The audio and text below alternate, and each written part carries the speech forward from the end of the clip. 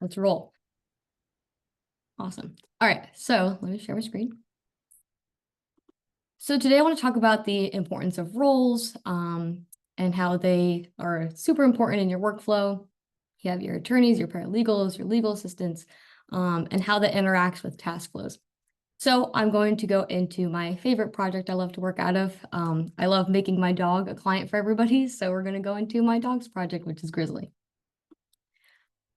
So this is the project I'm going to be working out of. But one of the most important things when you start up with Filevine is identifying everybody's roles.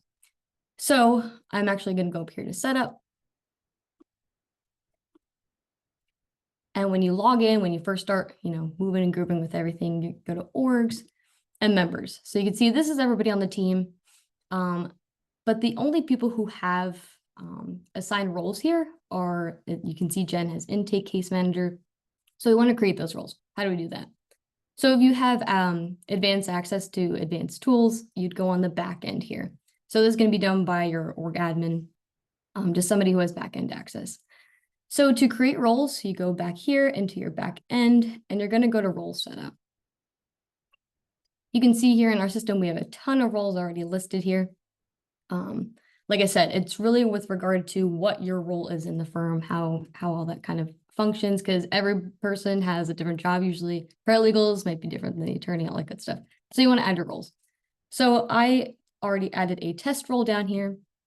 If you want to add a new one, you just create role. I did test role, and then you'll click save. So now let's go back to our setup here. Oh, that's not our setup. Setup's over here. We'll go to orgs, members.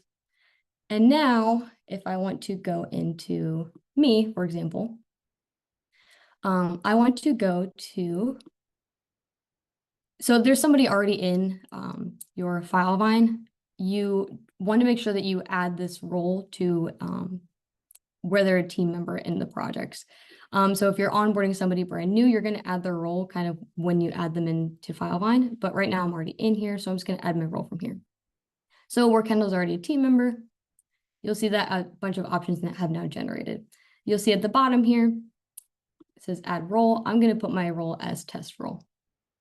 And we'll click add role. You'll see here, it says no projects were affected. So let me go back in. I think it was already added here. Grizzly bear.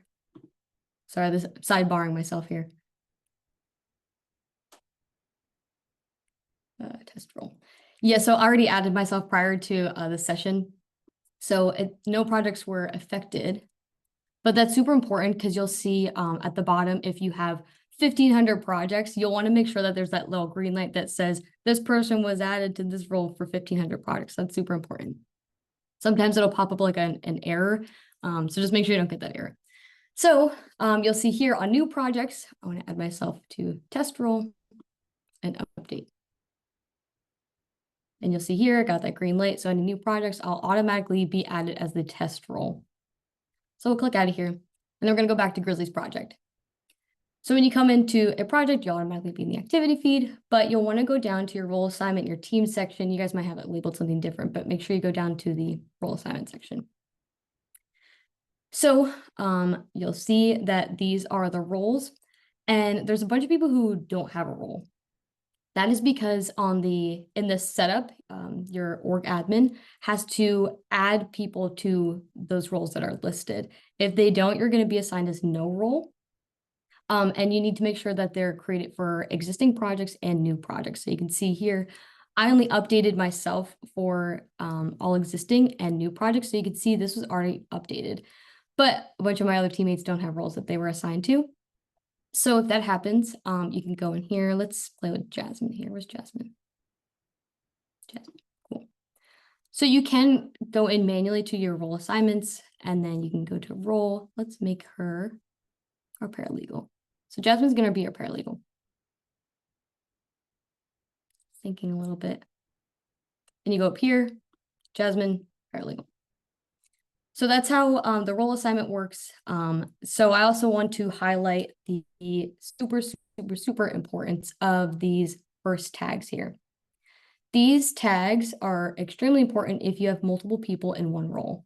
For example, multiple paralegals, multiple attorneys, right? So if there's one attorney that's specifically assigned to a specific case, so let's say we'll actually give Jen, make her the attorney too.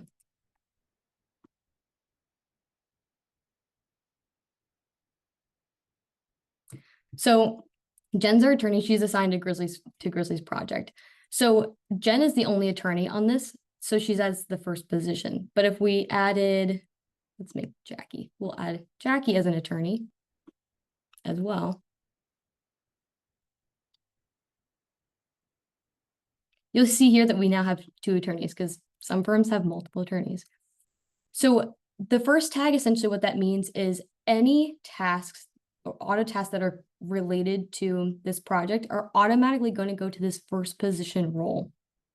So if Jen is the primary attorney on this project, you want to make sure that she's in the first position here because she's going to get all those tasks.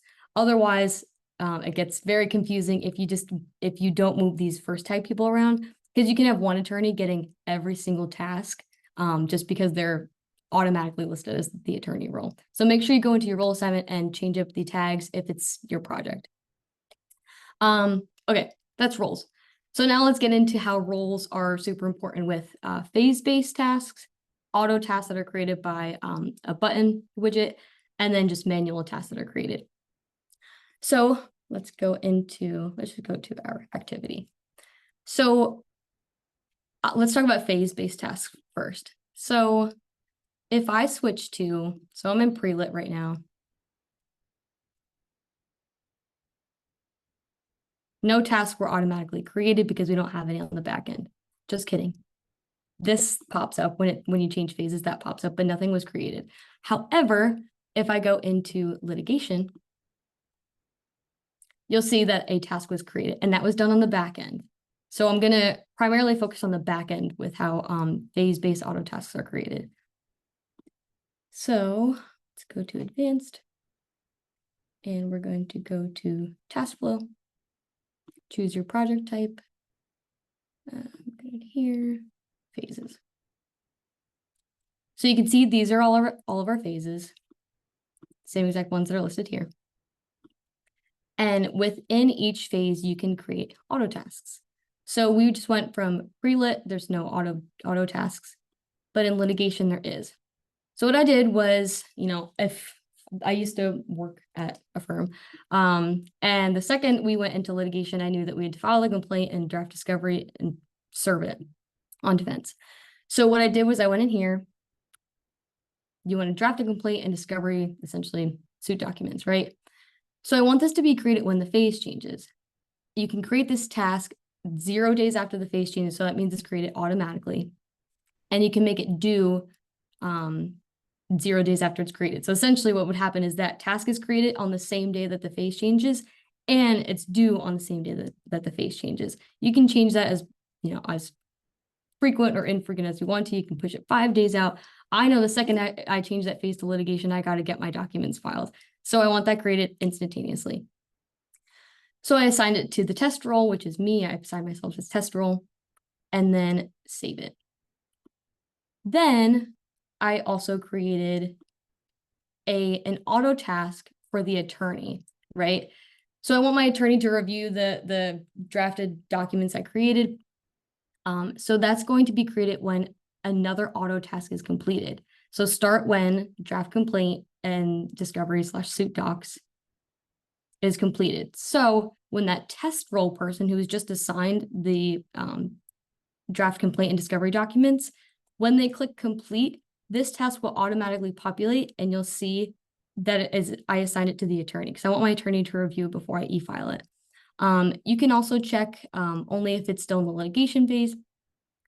I'm not going to do that just because I don't want to, but you can check it off if you want to keep it as a task that's only populated if it's still in litigation phase. Same here, you can do in. Add time tracking details. This is related to time and billing. I'm not going to get into time and billing. We'll probably have a session down the line with that, but super awesome feature if you want to look into that. So like I said, this is going to be assigned to my attorney because I need him to review it. So I'm going to complete the, once I complete the draft, check that off as complete, this task automatically gets assigned to the attorney. So then I click save. So then after my attorney has officially reviewed my documents, I got to get that stuff filed. So I create a test that says e-file suit docs and save the court stamped documents in the file, update the litigation section. That is created when another auto task is completed. Start when reviewed drafted docs is completed. So essentially what that means, we drafted the documents, mark complete, attorney reviewed them, mark complete. Now I need to e-file it and save those court stamped documents to the file. That's going to the test role. It could be your paralegal, could be your litigation assistant, all that good stuff. I put it to test role because that's going to be my role. And then you can also notify anybody. If you really have any questions when you're moving along with this, these little question marks are super great. This one doesn't have a drop down, but it says user must have a role-based notification enabled. So super important thing with this. So it says notify roles, right? So if there is an attorney, for example, that is a collaborator with the project and not subscribed to the, if there's an attorney that's not subscribed to the project, they're not going to get this notification because they don't get notifications if they're not subscribed. So they want to make sure in their setup, you want to mark off those notifications that you receive. If there's just somebody else you want to get this notification, that doesn't really apply here, but it is an option. So we're going to e-file documents. That's squared away. So all of that happens when you change the phase. So let me just show this in practice here. We're going to go back to Grizzly. And like I said, we change it to the litigation phase. So this auto task was automatically created. It was assigned to the test role, which is me. And then if I mark this as complete, it'll think for a few seconds.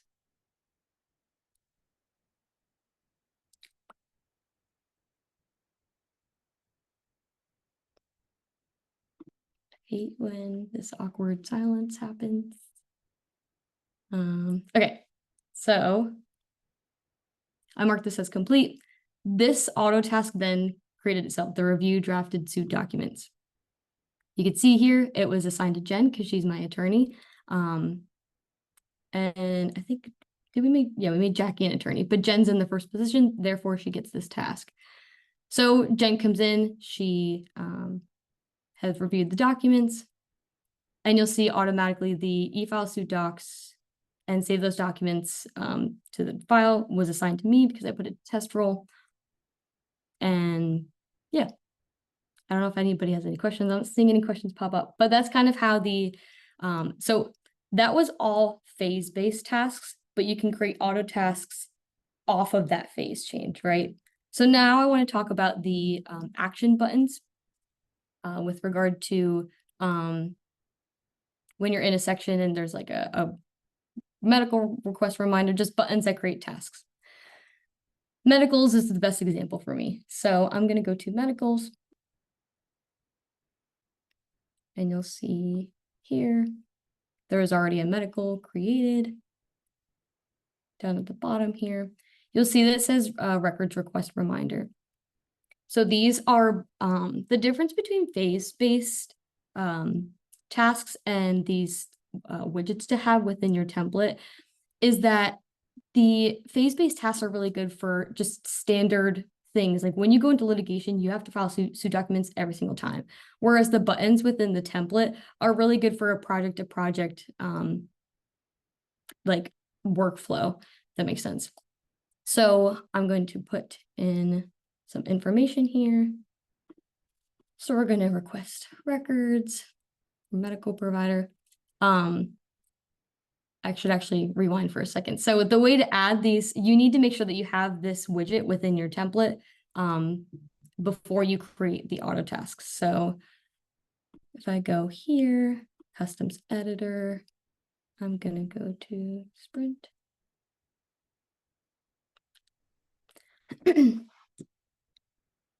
Medicals.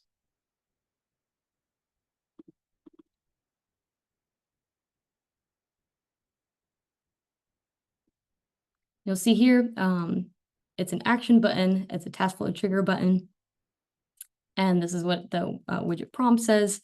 And you can add different icons for this. So you need to make sure that you have this button in there. So we do. So then once I click this, it'll ask me if I want to start this task flow.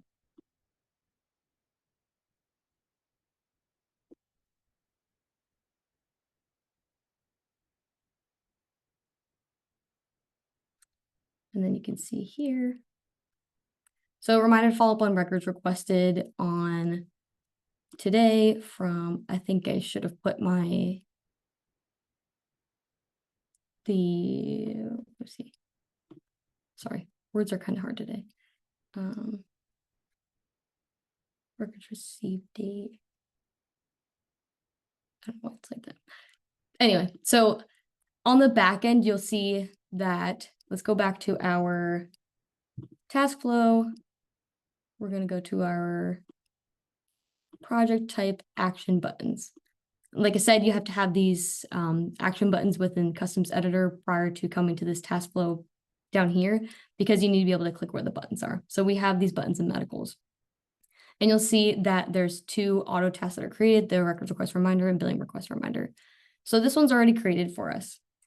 You'll see it says follow up on records requested on, and you need to make sure that you have I'm getting lost.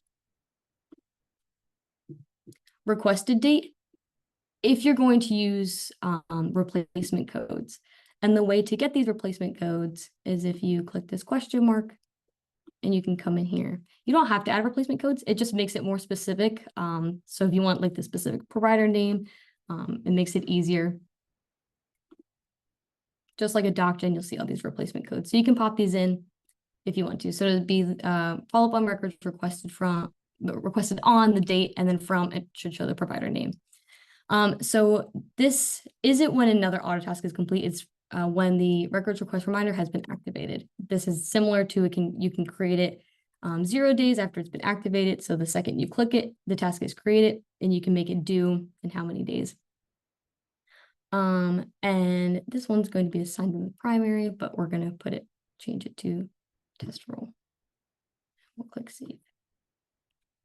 Same with billing request reminder, and we'll push it to me. So it's super important when you do these tasks to make sure that they're assigned to a role. Otherwise, it's going to be default to the primary.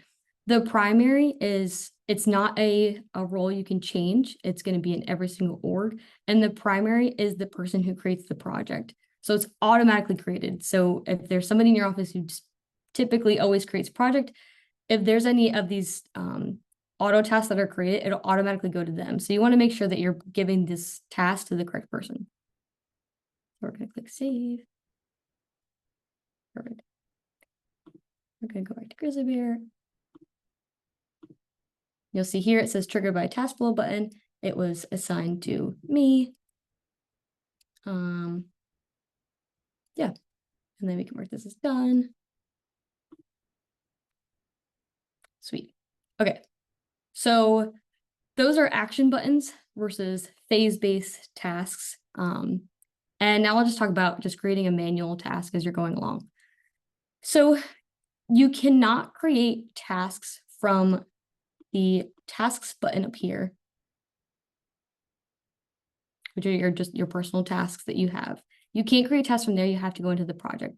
So in Grizzly Bear, you'd create it right here. You create it in every project right here, but yeah. So if I have a client that I'm talking to on the phone and I need to do something about it, so essentially they tell me, oh yeah, Kendall, just so you know, I started treating with Dr. ABC. That's not going to be an auto-based task because I was just on the phone with them talking. So I love hashtags. So I would put hashtag phone call. I'm just going to create this tag. Phone call, spoke to client, now treating with Dr. ABC, request medrex, send, and send. So now treating with Dr. ABC, I'm going to make myself the test role, the test person who's doing it, and probably be your paralegal, or if you have a records person or whoever sends out LORs, it'd be this person, but I'm going to task myself. So Kendall request medical records. And then you'll see here, it should say this is a task. Nope, okay. We'll click create anyway. So because I did at Kendall, it's now putting it as a task for me to complete. I didn't put a due date, but you can do that. So I can do the same thing. Kendall. And you can put the asterisk, wherever that's at, in 3 days. And what that does is says, we'll create this as a task and it's due on Saturday, which sucks because I do not want to do this on a Saturday. But yeah, the asterisk you can really do, you can put in 3 days. You can put it in a week from now. You can put the specific date. It's just if you don't want to have to come down here and set for change the date, you can just put an asterisk and then make the language like that. So I'm not going to make this, but like I said, you can change this set for all that good stuff. So those are just like those one-off tasks. And then I want to make a comment about like subtasking. So, because those can get tricky. So if I spoke to my attorney, Jen, for example, and Jen and I were just talking about the case. I want to mention her. So mentioning is, if I could type, Jen. Mentioning somebody is separate from tasking them. So mentioning them is just keeping them in the know. Sometimes mentioning can get a little redundant if you are a follower of a project, just because you'll get everything in your feed anyway. However, mentioning somebody is super awesome if they're a collaborator. So let's say, you know, Jackie, our other attorney, she has to get involved in this case somehow. And we need to communicate with her. If she has notifications turned on that says notification for notes that I mentioned in, she'll get that notification, but she needs that turned on because she's not subscribed to the project. So that's super important. So let's talk to Jen and Jackie. So let's say plus at Jackie. Let's say, will either of you be available for a client call today with me? So we're just mentioning them. Hopefully Jackie has her notifications turned on. Otherwise, Jen will definitely get this because she's subscribed to the project. So then we'll create this. And then if, you know, Jen comes in here, it's just like, I'm not available, but Jackie is, she can come in here and task Jackie. Please attend client meeting today since I can't.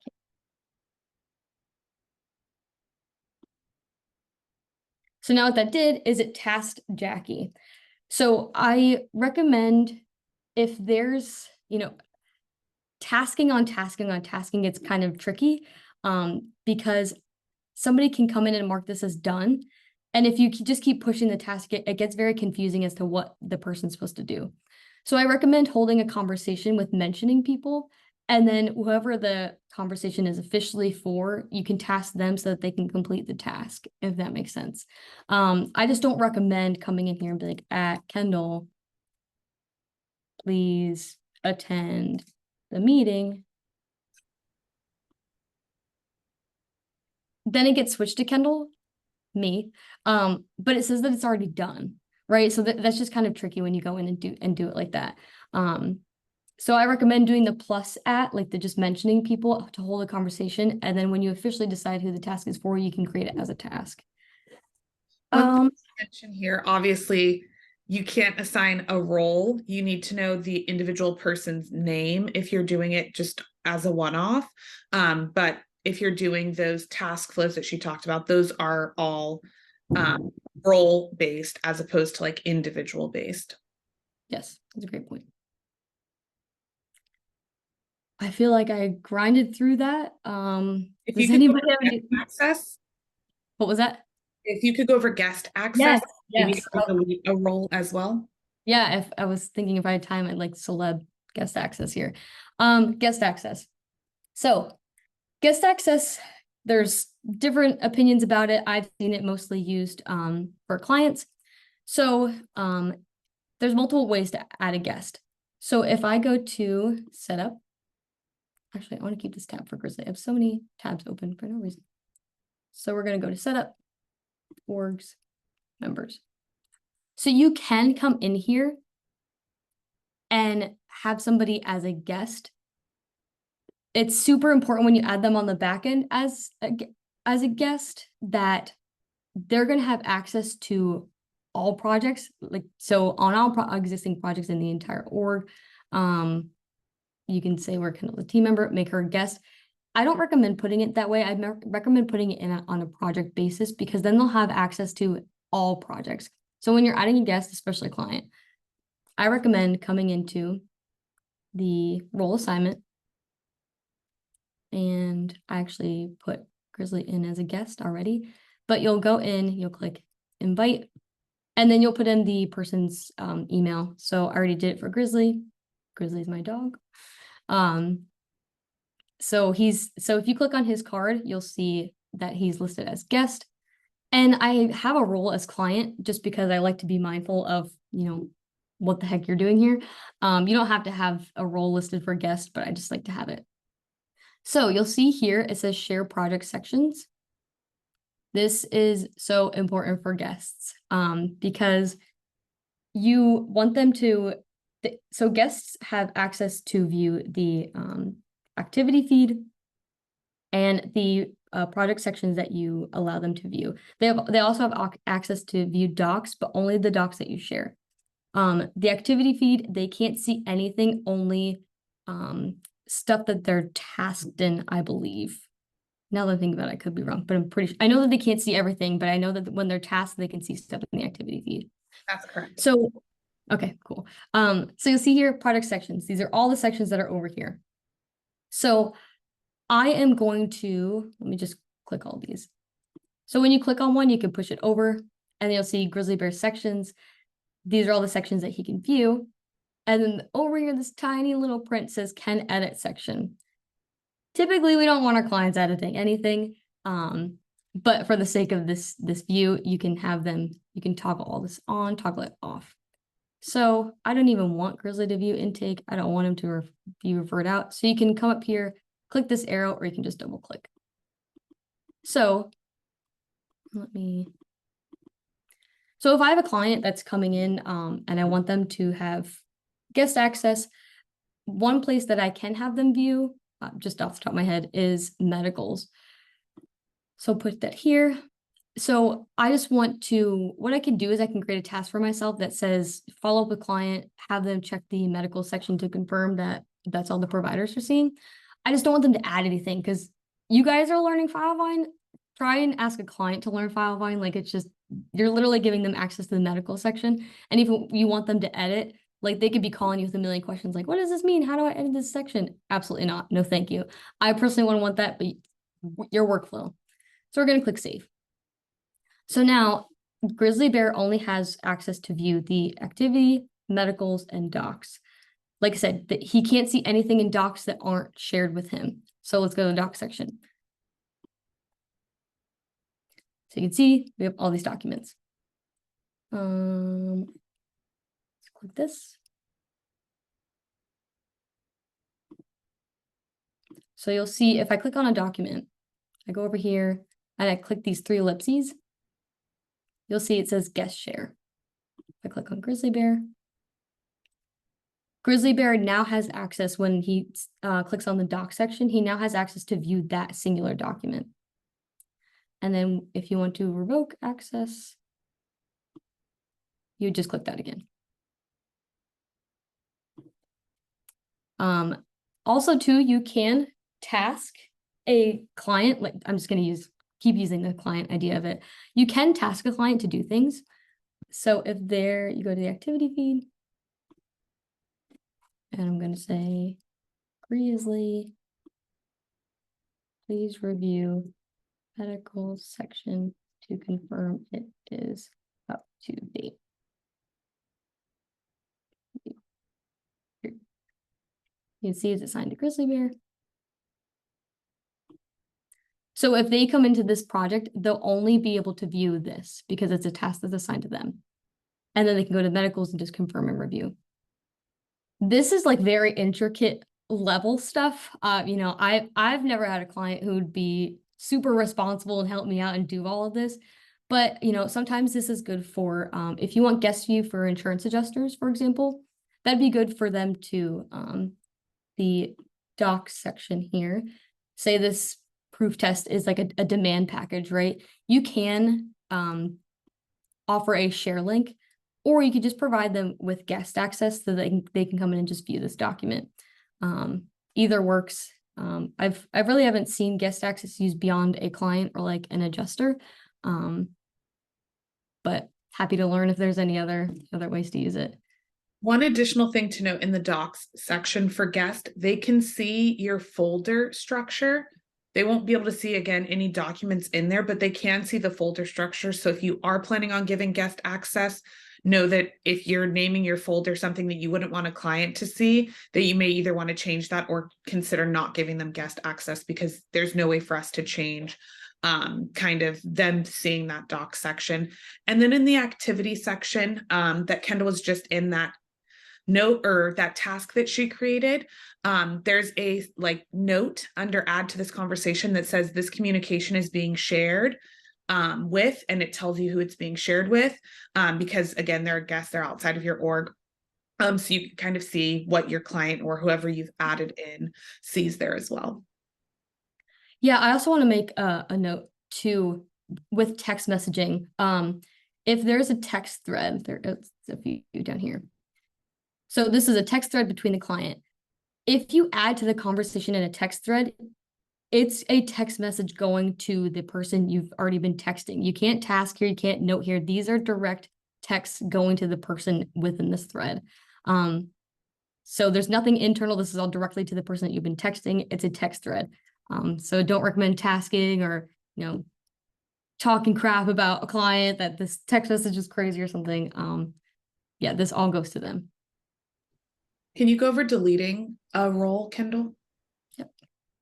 So if where's all my, so I'm going on the back end. All right, so test role, we're gonna delete it. Don't need it. So this role that we created, you can just see right here, remove this role. So you'll see here that it says this role is currently in use and can't be removed. Super important. Those annoying red messages are very important. So we're going to go to setup, orgs, members. This role is being used by me, so we have to take it off me. Team member, I think. Is it here? That's what it was. In existing projects. And then, yep, at the bottom, remove. Oh, remove all. I looked right past that. Thank you. Okay, yeah. So this is good for if somebody's leaving. I mean, you want to move all their tasks and everything over. But if somebody's leaving this role and you just want to take everything off, you remove this role, remove. So you'll see here that awesome thing that says removed from 179 projects. That's what you want to see when you create the role too, so that that person is added to those projects. I don't think I was a test. That doesn't actually matter because there's no new projects. All right, so you'll see I don't have that. I don't have it. Oops. Maybe it didn't update. Okay, so no projects were affected, so you can see that removed me already. So go to Grizzly Bear.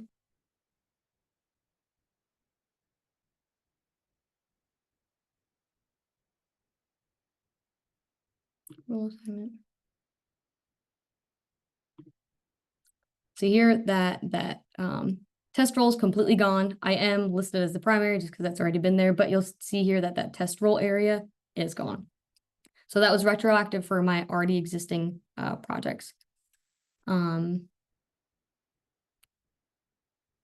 So also too, that does affect the auto task that we created on the back end. So if we go to task flow, project type, to phases, we went to litigation. You'll see that it's assigned a test role. Nobody's in test role because it doesn't exist anymore.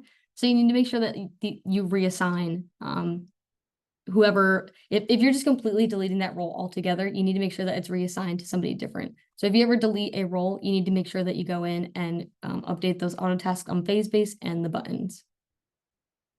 So we'll push this to paralegal. If I can find it. Litigation paralegal. Still attorney. Oops. So then when you create this,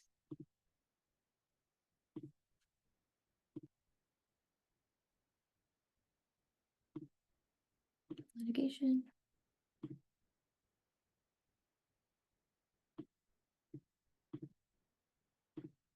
Actually, I didn't put anybody in litigation paralegal role, so that didn't even work out.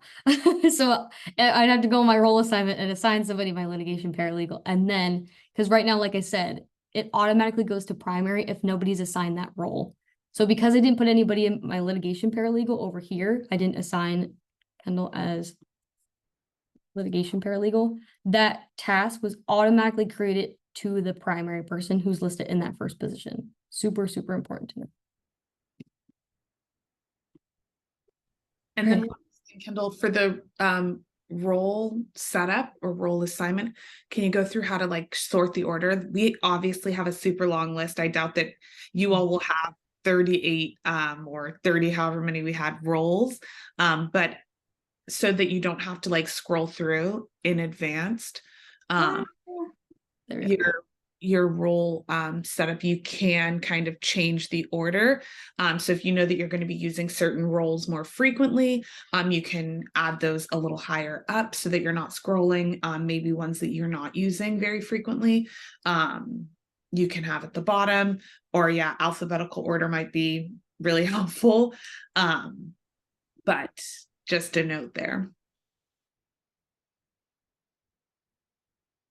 Sweet. Awesome. Thanks, Kendall. So I will allow you guys to talk. If you have any questions, feel free to unmute yourself and ask them. If you have questions about anything we went over, or if you have just general Filevine questions, we can answer those as well. So yeah, feel free to unmute yourself and ask if you have any questions.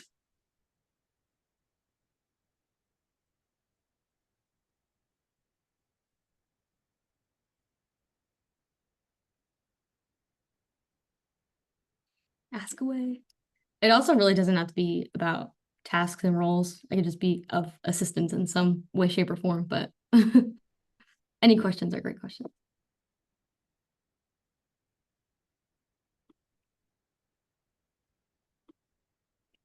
Nobody? Let me try and think of just some stuff I can go over. Yeah, I mean, just examples of different, particularly, different ideas of phase-based task. For example, if I switch this to settlement,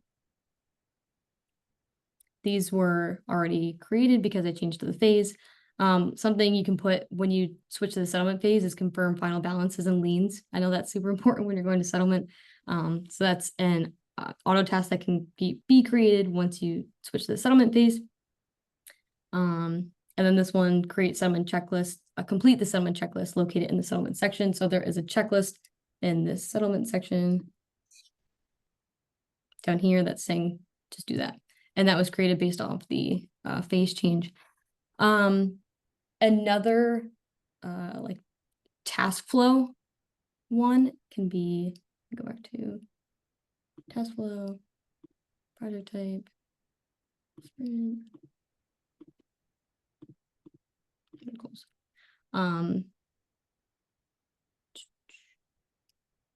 So you can create a task that basically says, let me think. if records not received. Actually, I'm going to put follow up. Actually, I don't like that one. Just kidding. I'm going to put this one says follow up on records request. Actually, I'm going to change the role, put it in paralegal. There we go. So follow up on request, and then I want to confirm final balance and all medrecs received.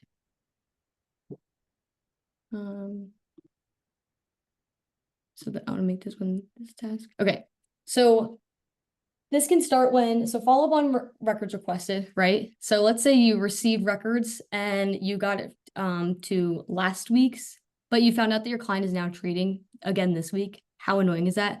So you have to make, so you want to just confirm that the final balance and all, everything's received.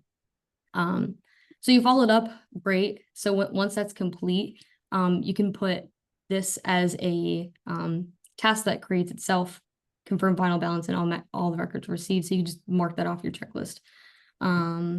So once this is complete, this is going to create itself. I'm just trying to think out loud as to like auto tasks that you can create. You can go over mass permissions. Yeah, let's do that. Great. So in the back end, you'll see this mass permissions. And we want to go to mass update permissions roles primary. So if I select a user, I'm going to do myself. And the permission I want to grant myself is admin, because I'm just going to be like admin has more capabilities than a collaborator does. So select role, select report as part of the criteria. So typically the report that you'll want to run in order to do these mass updates or permissions is a list of projects. And then you would just save that. You can save it with a name that, you know, would remind you for this mass permission update. This is just another way to get, to not have to go one by one on your cases to get folks their permissions updated and or added. So yeah, so you'll for this mass permissions and updates, you'll have to have a report already created. So you'll just go to the report builder and you'll create that report that's a list of projects. And then you'll be able to come in because these are all the reports that we have built out. And I'm not even seeing one that says list of projects. Oh, there's Kayla has a list of projects. So I can use this report that Kayla already built out, list of projects. So selecting user, me. Select a permission you want to grant me. I want to be admin on everything. And you're pulling from this list of projects. Project notifications you don't have to have, but you can subscribe to all of them. So if you want me to be a part of every case that you have going on and I want to be subscribed to everything, then I can be an admin subscriber. And then you want to update my role. Sorry, the other thing with the list of projects, you can add criteria in. So if you only want Kendall to be an admin on projects where a certain person is the attorney, you can go through and add that criteria. That way it doesn't bulk add her to all of your projects as an admin, but only the projects where that person is assigned. And again, you'll do that, excuse me, when you go to create that report. And so this is kind of where that difference is. Kendall went into setup and showed you how to like add for all existing projects a certain role, but this one gives you some niche in that you can kind of select, I only want this certain group of projects to be impacted, and I only want this person to have this role in this certain projects. And it tells you down here, this will make Kendall an admin on all projects included in that report, and will give them the role of test. It's at the very bottom of these boxes. So you can always like click into the report and see, wait, what's the criteria that's going in here, just to double check and make sure. Yeah, so essentially the list of projects that you'll run the criteria, it'll be where, for example, if you're doing attorney based, So list of projects where attorney is listed as first position, and I'm the paralegal for that specific attorney. This happened at my firm. Each attorney had their own paralegal and legal assistant. So your list of projects would be a list of projects where attorney, specific attorney name, is first position. Like that could be the criteria of the report that you run. So then if you select me, grant me admin to that list of projects report that you just built out, then you can add my role as the test role, and then you can put me in the first position. So what that would mean was that the list of projects is that attorney that's listed in the first position would make me the test role in the first position for all of their projects as a mass update. That's like a lot of words. But basically what that means is me and that attorney are specifically working on these projects together. Hope that really makes sense. So this is good if you have a new person coming in and you maybe need to get them assigned to just a certain number of projects, again, or if you have those niches. Have any questions come up? We're almost at time. Just want to make sure that we answer any questions if anything has come up.